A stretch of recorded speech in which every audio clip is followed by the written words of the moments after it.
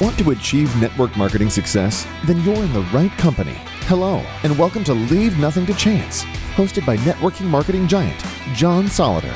Learn everything you need to know about the network marketing space from somebody who's actually done it. Join us every week for front row seats as we feature some of the finest and most successful personalities in network marketing. Leave nothing to chance. Join us now.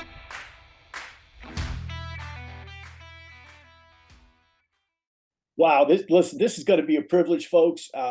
Scott Tennant, new friend of the Leaving Nothing to Chance podcast. Scott and I met about a month ago at a great event that he and his dad, Dr. Jerry Tennant, were hosting here in Dallas. I learned so much, Scott. Thank you for that weekend. I still have my notes. I still got my big binder here on my desk that you can't see, and still reviewing some of the stuff that I learned that weekend. And it was just a tremendous thing, and great respect for you and your family and what you guys bring to the marketplace. So let me tell everybody a little bit about you, Scott, for folks who aren't familiar with you. Scott Tennant is the CEO and founder of Senergy Medical Group.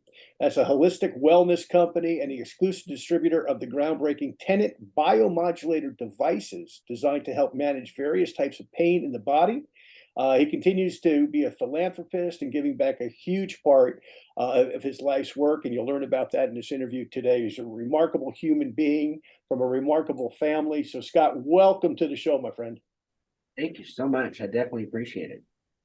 You know, Scott, you've been an entrepreneur, you've been a wellness leader. I know you lead, your dad leads, the rest of your family that I've gotten to know a little bit. You guys lead with love and passion for people.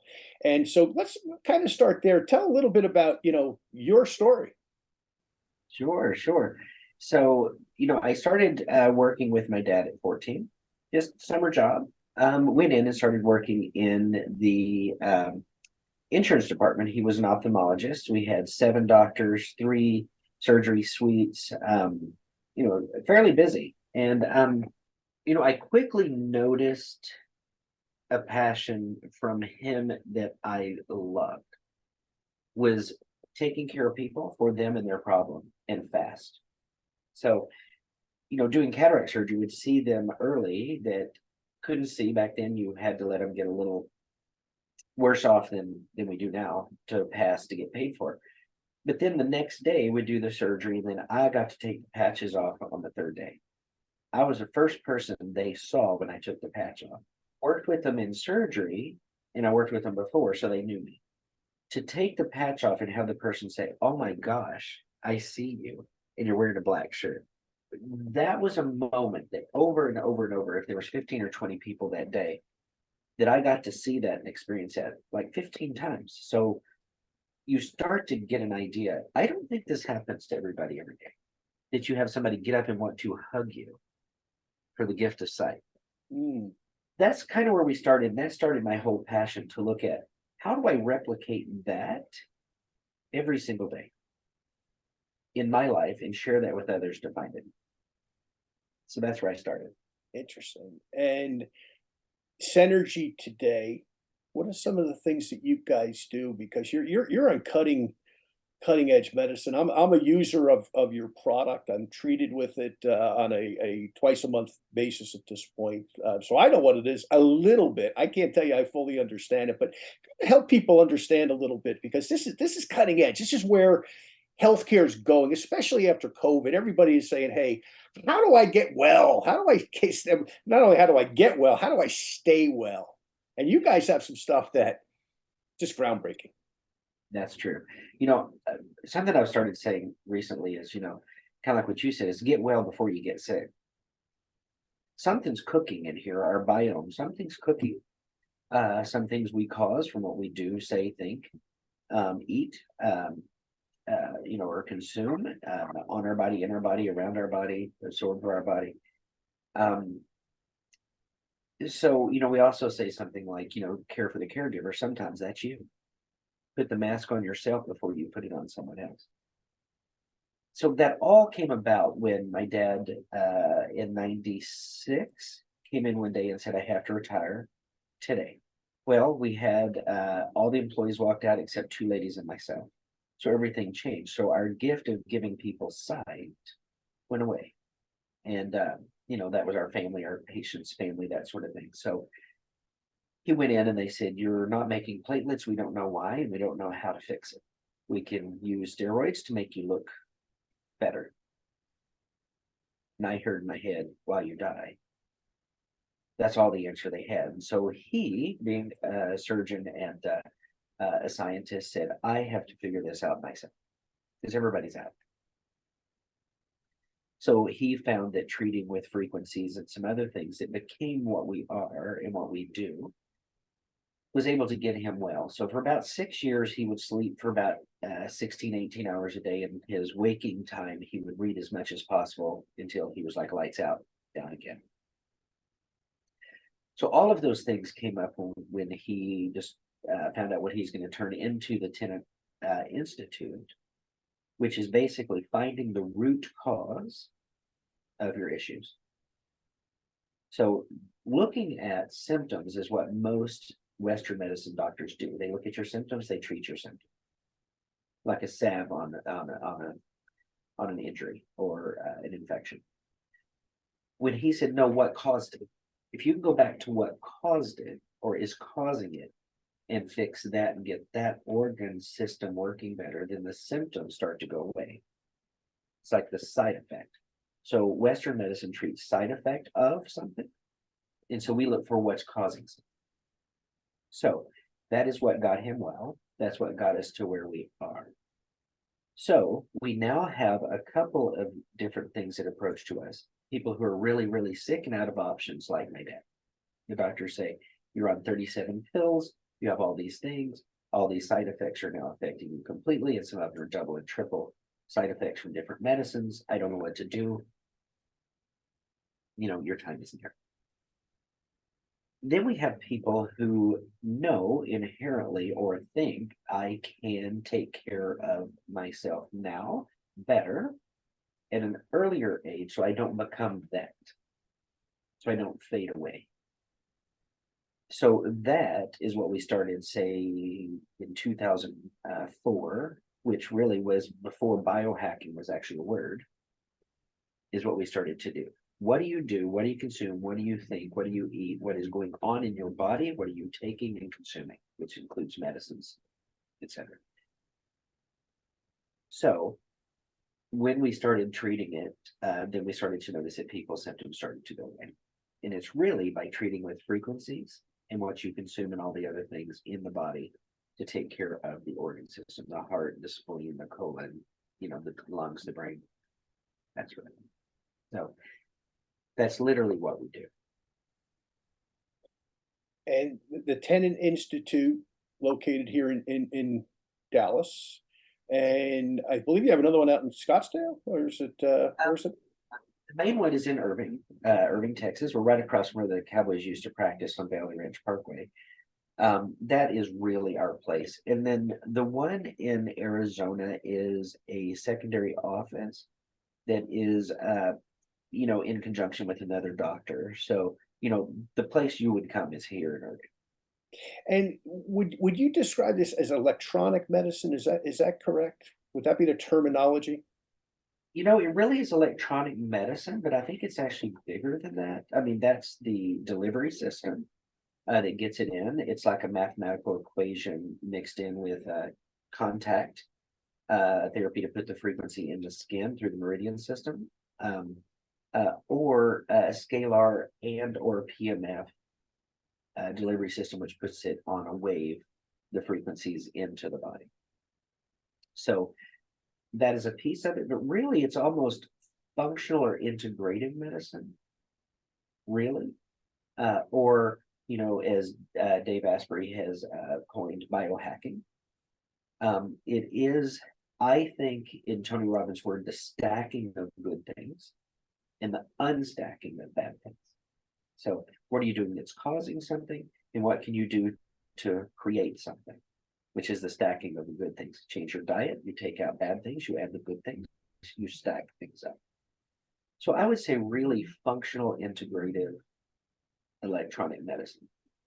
If you kind of put it all together, clinic and devices.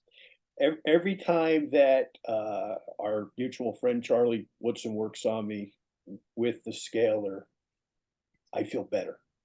I know I can't make health claims for anything, and I don't on my show because I deal with all network marketing companies, so I can't, of course, but I can tell you now. This isn't a network marketing product, by the way, folks, because I know I normally we don't ever talk about products or companies, but these guys are not network marketing, so we can talk about it a little bit. But I can tell you, I am a firm fan of the products that you guys have developed and continues to develop. And your dad's still going strong. I think I met him a few weeks ago. He's 83 now.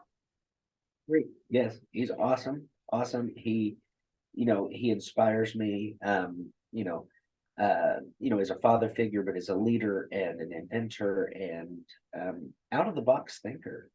Um, all of those things together, that's what I got at 14 when I saw my dad in that situation. And I thought, there's something special here, and he's on to something.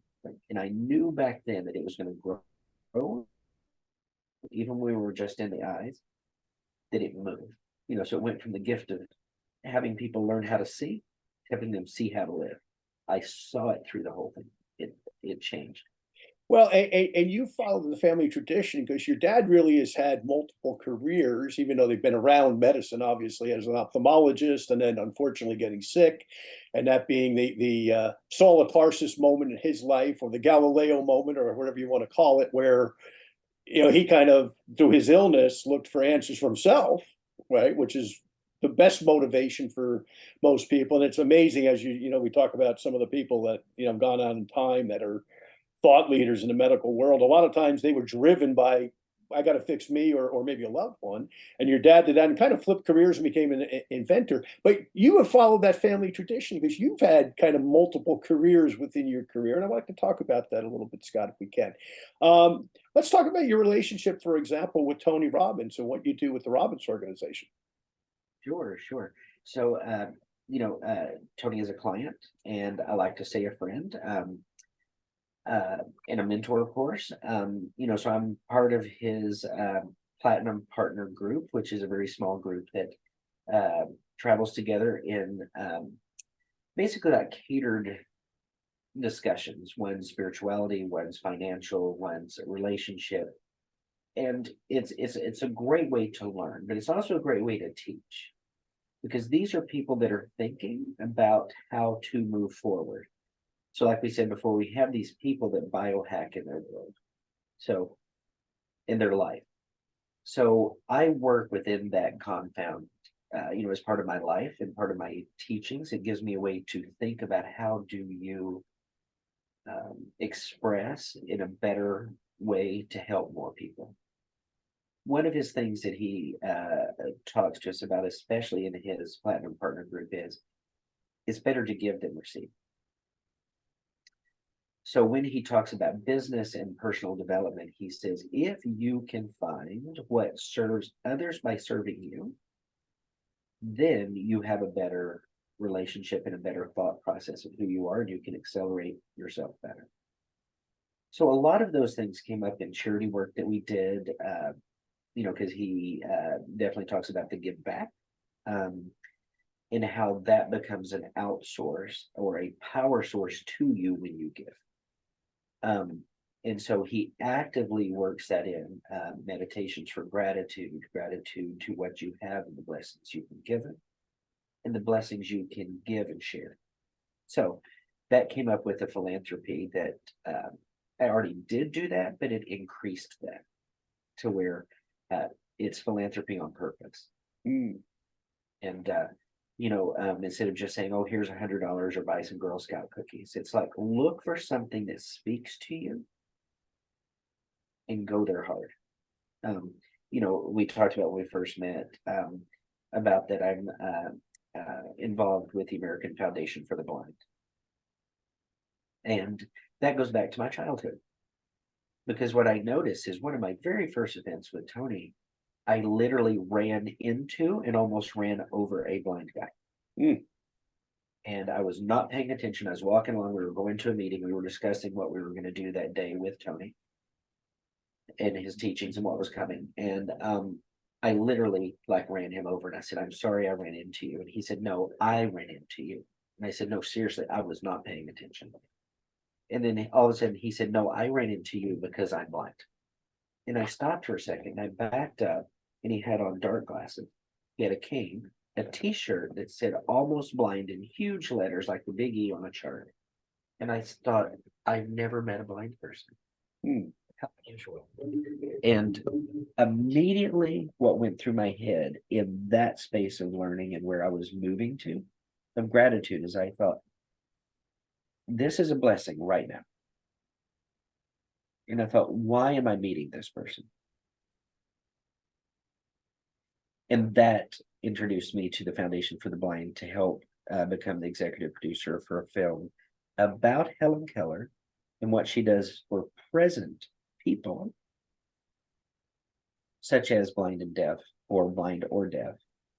Or if you look even deeper, each and every one of us, for the things that she did for us 150 years ago, or 100 years ago, actually, when you look at and say, she should not have had the power she had because she's blind and deaf. And she did all of them. So when somebody comes up and says, I don't know if I can do that. Really? That one little simple thing, from running into a blind guy, that started a whole nother sub career. I do it as free to assist the American Foundation for the Blind, because I want it to live on past me. And I wanted the film to be shown around the world to kids and others, to teach people what these incredible people are doing. Because it's not really about Hellen Keller. It's not a biography. It's about the people now that are living. Kids, adults, CEOs, business people, students. But see, all that goes back to your original question. What did I learn from Tony Robbins? It was listen to self. These are my words. What does your soul want? That just came to me because I thought, wow, I want to heal people. So it showed up in different places, the philanthropy, the movies, my job, what I do, meeting you, at that conference, that was my playground. I got to meet people like you and others and walk away and say, today was a good day. Absolutely. It was inspiring. Everybody I met there, not only the speakers, but just the other people like myself that were there to listen. Meeting Dr. Brian, for example. I mean, I'm a nitric oxide freak. I mean, like I've read everything the guy's ever written, and all of a sudden, Charlie walks over to me, or one of you guys walked over to me, and you were like, "Well, Dr. Brian, this is John Solider." I'm like, "You're here?" He's like, "Yeah, I'm the next speaker." I'm like, "Whoa!" I mean, talk about, like, I didn't know he was going to be there. I mean, the guy is touches, Brilliant. work directly with the Nobel Prize winners that figured out Yeah. what nitric oxide really does, even though it's been in our bodies from day one, but they figured it out, just as one example. But let's talk a little bit more. I know you mentioned an organization in New Jersey that you work with a blind. Is it a blind doctor that leads that? Tell us about that a little bit. Yes, it's Sean Callaghy. He's actually a lawyer. He has retinitis pigmentosa. He is blind. He can see a little bit out to the side, but technically he's blind. He is a platinum partner in the Tony world, also with myself. That's how I met. He started a group called Unblinded. And his saying is, we're all blind and just learning to see. So to me, my words is that sometimes your vision isn't necessarily sight. So his group is Integrous Group Influence, or Human Influence, with integrity. So integrity-based human influence. Again, it's like, what can I do to serve you that I have for you? And when you listen so deeply to what you need, I may just have the answer to that, or know somebody that does. He calls it ecosystem merging, where is there something that you and I can do together for others and ourselves? And here we are. So that's yet another way of thinking. It's different than Tony's things, but see, Sean looked at what do I have? He's an incredible speaker, an incredible generator of ecosystems himself. He pulls people in because of the way he speaks. That's his training, his lawyer, and just being an awesome person. But it's a different way of looking at what you say and what you think and how you present it. Can be very precise, but it also is 90% listening and 10% speaking. Mm. And most people don't understand that, because I cannot teach you anything until I know what you need that I may or may not have. Hmm. You listen long enough, and the person is going to talk about something that they want to talk about. And I was just in the Grand Caymans with him last week in a big immersion for 5 days. And somebody stood up and was talking about something, a little exercise he had us do. And he said, oh, well, these horrible things happened to me when I was a child. And he said, I really don't want to talk about it. He said, no, actually, you do. And just at the pause, in front of 100 people, it's a very small, intimate group. In that moment, he said, yes, I do.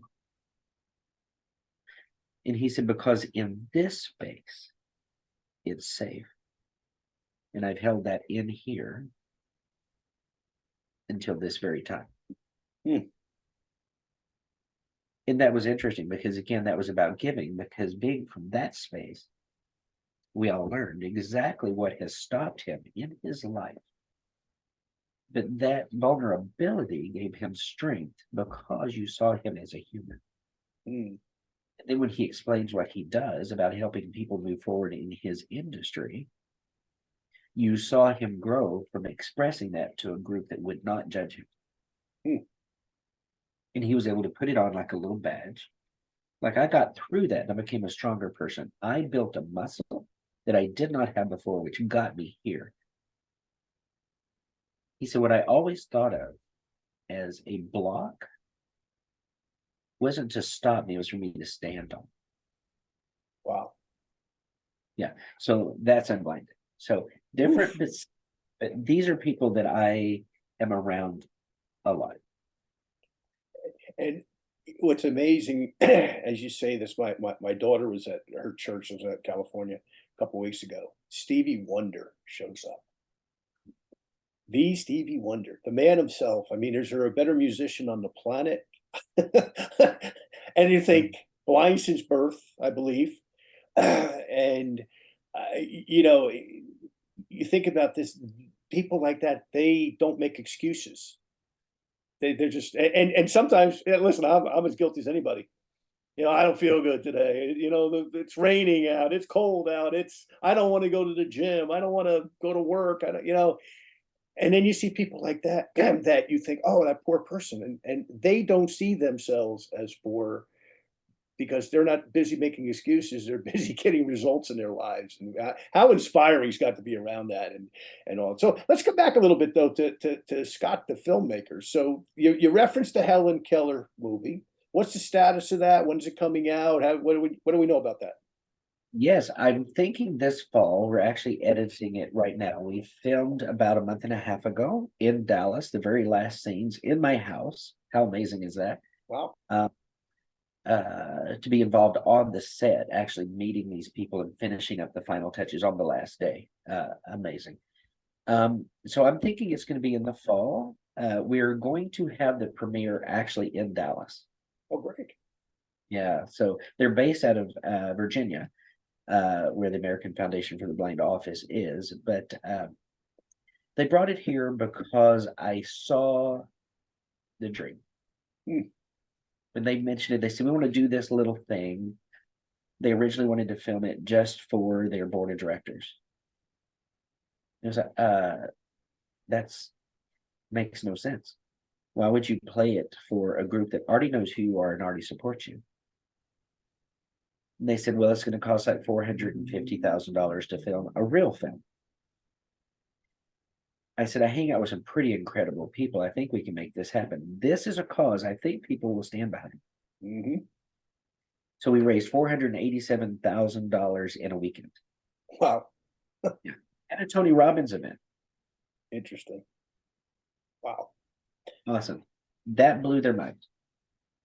Great. Well, I can't wait to hopefully come to the premiere and see it. That's phenomenal, Yes. phenomenal. And It's gonna be awesome. Yes. now, do you have more films that you're planning? I mean, is this something becoming a passion or one off, or what are you thinking?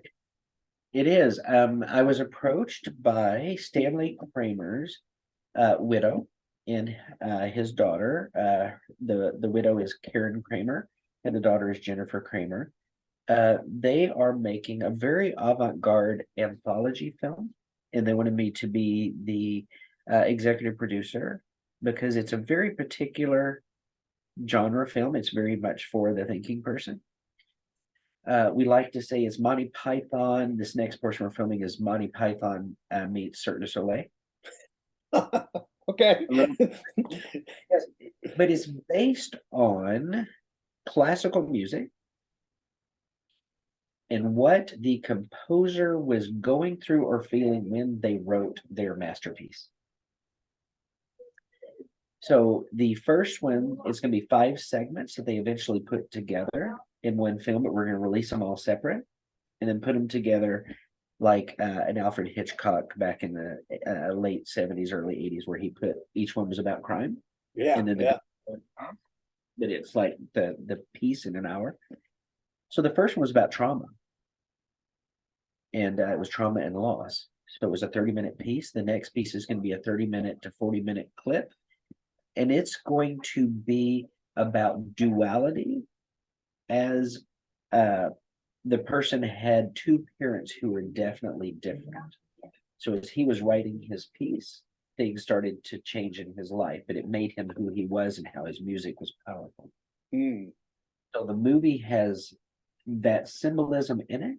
Again, it's going to be about the thinking person, and then we're going to move on to some different pieces and put them all together. So I saw it as interesting because it's a way to take art, imitate life, and bring it to definitely somebody to bring the two together for them to see themselves in a different way. Wow. Sounds great. Sounds great. And I get to work with some Hollywood legends, which kind of blows my mind when I got to that point where I actually met with them in Hollywood about 6 months ago. And they walked into the room and I thought, wow, Hollywood exists. And yeah, they just had that look of old Hollywood. It was in a great hotel. I think it was the Ritz. It was just awesome. And we started talking and she said, oh, by the way, here's the script. And she laid it in front of me and she just kept talking. I said, I have to acknowledge you just handed me a script. And this does not happen to normal people. Oh, sorry. We've done this since like the 50s. So yes. Yes. So, again, but it played again because it's in the giving of doing this for this legend, but it's really about the people who are going to watch it. I have this flashback of a movie, and I am so bad at names of movies, but it's the movie that Cameron Diaz and the girl who was in Titanic, they flip houses at the holidays. Oh, gosh.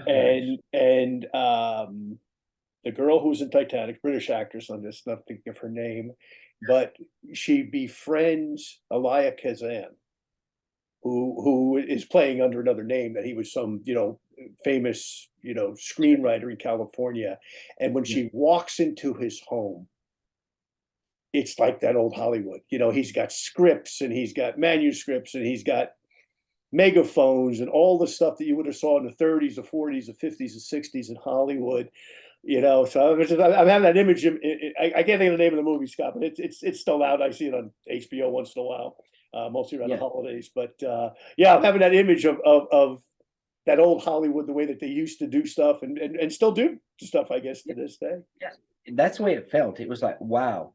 It was like a surreal moment. It's like time slowed down, just the way they looked, the way they dressed, the way they presented it. 2 ladies, very elegant, walking in. I was like in a men's smoking lounge, leather chairs sort of thing, as they walk in to go into the restaurant. I'm like, wow. Even the way the daughter, I think she looks a lot like a modern day Judy Garland. Oh, wow. Yeah. and the mom is 80 something and just classic Hollywood. The way she dressed, has some tailored outfit. So they came in, and both of them, as they met you, they dropped their mink down their shoulders to shake your hand. And of course, not like shake your hand, but the feminine. Yeah, yeah, yeah. You could not. It was so surreal Yeah. that I wish I could have filmed exactly what it was like, because it was like stepping back in time, and it's like something magical is about to be presented. And when they explained, she handed me the script for that one segment, but she told me what it was like and why. And I was mesmerized by the way she told it, that I could see in my head exactly what she's going to put on film. Wow. Can't wait. So you have so many interesting. Do you ever sleep, by the way? I mean, you are a busy guy. Not a lot, not since we met Tony Robbins 4 years ago. One of the things is life will never be the same. So let me ask you this, Scott. I interviewed a guy, and this is a real name, by the way. Okay, Ben Gay the Third. Wow. Ben Gay the Third, and Ben had been president of Holiday Magic back in the late 1960s. It was a direct selling company in California, very big, very big. And he actually won the job on a coin toss with another guy who was one of their top. He was one of the top sales guys. This other guy was one of the top sales guys. The CEO of the company said, "I'm going to flip a coin, heads or tails," and he won the coin toss. He becomes CEO at 27. Right? He's now in his 80s. Now in his 80s, by the way. And I interviewed him, and besides having his own incredible career, he was mentored, because he was 27. He was mentored by Dr. Napoleon Hill, the owner of the company, a guy named Mr. Fitzpatrick. Said, "Because you're 27, I'm friends with Dr. Hill. He's moving to California. I'm going to give him a job. I will pay him to be your friend and your mentor." Now picture that, right? So it gives Hill this office in the same building, on the same floor, and they become not only mentor and mentee, but they also become friends, right? And like Hill's old enough to be his grandfather at the time, and he became the last person mentored by Dr. Hill before he passed away. So I said to him, I said, "Ben, what were the things that he taught you, if you had to sum up all those conversations?" And he said, "Above all else, always follow your integrity in all situations, right? Whether you're in the front of the room talking to 10,000 people, or whether you're having a cup of coffee somewhere, and how you treat the waitress, because you don't know who's watching you. How do you treat the little people, so to speak, in the world, right? Like, are you the same guy on camera and off camera?" So, same question for you. You hang out with some very high level people. So just we'll kind of play person association. If you had to say one thing of all the things you've learned from Tony Robbins, what would be the top thing our listeners could gain from? Yeah, I think I said it earlier. What does your soul want? I use that a lot, and that's putting all of his things together, because the answer. You know why you were sent here. I know why I was sent here at this time on this planet. And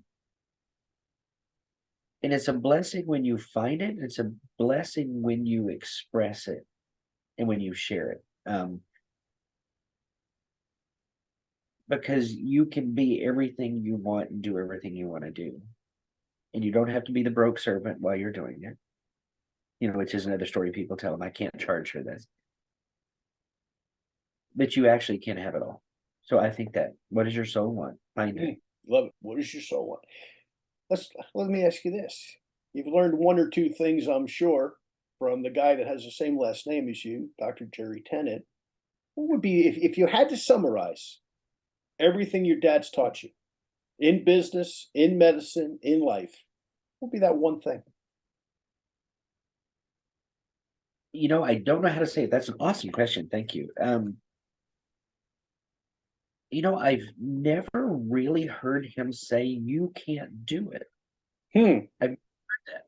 So I think it is, you can do it. You can think it. I hear in my head, as you said that one time he said, we were given that, this thing that happened, we were given that as a gift to get us here. So I think that's really what I got, is that take what you have and what you don't have and fix it. Hmm. And that's where I think that's where the root cause came from. You find what's causing it and you fix it. Wow. Great, great. How Yeah. important has self-development been in your life? The biggest gift I've ever been given. Hmm. Yeah. Yeah. And I think what's funny, you mentioned Mary Kay earlier. She was a client back in the early 80s, mid 80s, maybe. It's hard for me to remember when the year was, but she came into our office and the room went completely silent. And I turned around, there's a little lady in pink. And I recognized her face, and I was wearing a pink tie quite by accident. And she walked in, she said, "Nice fashion choice." And I said, "Thank you, you too." And she leaned forward and she said, "I dislike pink." Is that right? Yes. And I said, "I know that." And she said, "How do you know that?" I said, "I read your book." She said, "You Oh, read my book?" I said, "Yes." She said, "How did you get a copy of my book?" I said, "My dad gave it to me." She said, "Your dad had my book." I said, "Yes, my dad's Dr. Tennant." She said, "Oh, I get it." She said, "You're interesting." She said, "What are you doing on Friday?" I said, "Well, I don't have any plans yet." She said, "Do you have a tuxedo?" I said, "Yes." Well, first, actually, she asked me to come to her office. That's what she said. She said, "Can you get off next week?" I said, "Yes." I said, "Yes, on Wednesday." So I went in. She showed me personally around Mary Kay Cosmetics. Had never done that to a soul. And she said, "I've never done this for anybody, but God told me that you're going to need to know what I know. hmm. I need to share this with you." And what she said was, everybody has an opinion. If you are smart as a business leader, you will ask everybody, because it's going to give you all sides of the coin. Then you decide what is the best for your customer, for yourself, for what you're supposed to do. That's when she said, "What are you doing Friday? Do you have a tuxedo?" I said, "Yes." She said, "I want you to be my apprentice one more day.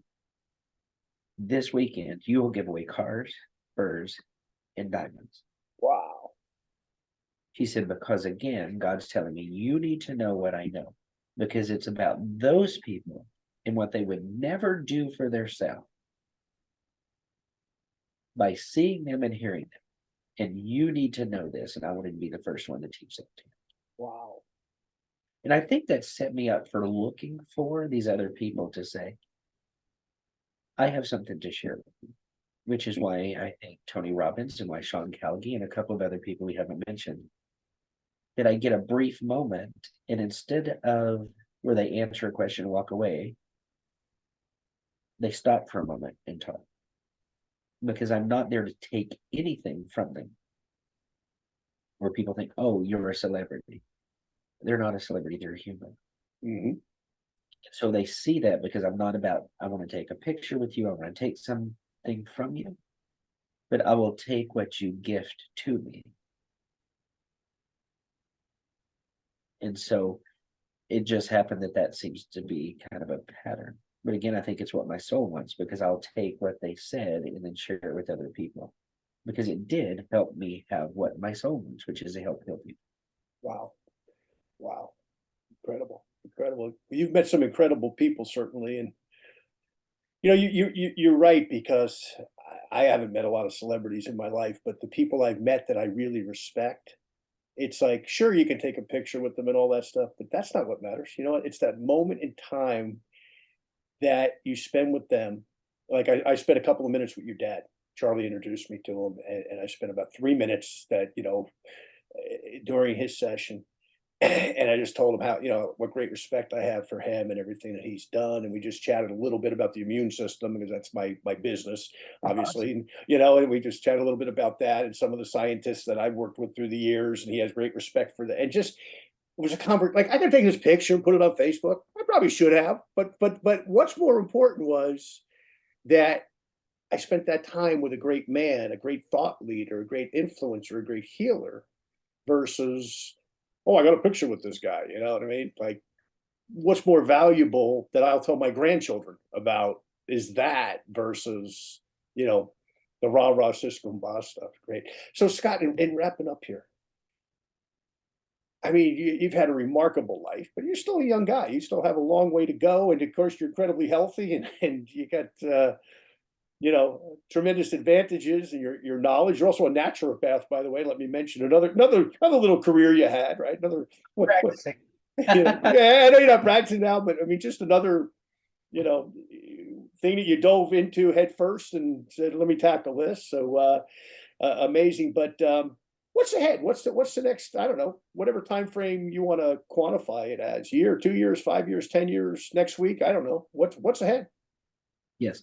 You know, I want to, wow, you have great questions. I love this. You know, I want to take what we're doing and make it live past my dad and myself. I don't want this to be a fleeting moment where the information we have and what we're working with and helping create with others, I don't want that to end. I want it to go forward past us like a legacy. And that is an open discussion we're having this. What happens if, because, you know, we all know we're going to expire sometime. What happens if and when something happens to one of us? And so we're actively looking at ways to make sure that the gift keeps giving. And so that's what I really want to do in any way that I possibly can. And I can tell you, John, it really is a blessing because some of these meetings, especially with Tony, go on for 14, 16 hours a day for 5 days straight.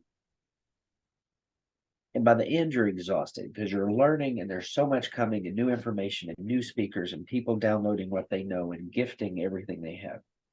But you also, or I have also the opportunity that these people are coming over and they're saying, can we talk for a moment because I'm not well?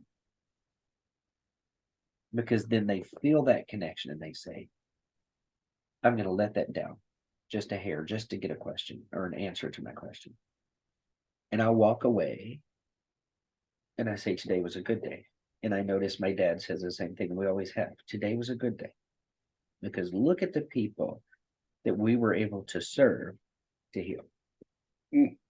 So that's what I want to do. Continue to serve and heal, regardless of how. Great. Well, you've been a healer. Your dad's been a healer. Your family's a healer. There's been so many people here in the Dallas area that, you know, in conversations, it's like I'll mention, oh yeah, I went to this thing with, you know, Dr. Tennant, and oh, I know Dr. Tennant, and a lot of, by the way, a lot of friends of mine in the medical profession that, you know, use your dad's products are patients, customers, you know, et cetera, that are huge fans as well. So continued congratulations, continued success, and you know, have the last word. Inspire our audience to do something today. What would that be? Truly find what your soul wants. There's a reason why we were all brought here, and live it and love it. Truly. Great. Well, Scott, thank you so much, my friend. Thank you. Thank you so much. I appreciate it. Thank you for listening to this week's episode of Leave Nothing to Chance. If you want to know more about what it takes to succeed in the network marketing space, join us again next week for another amazing episode. For additional resources and to connect with John Solider, visit leavingnothingtochance.com. Don't forget to leave a review, and we'll see you next time.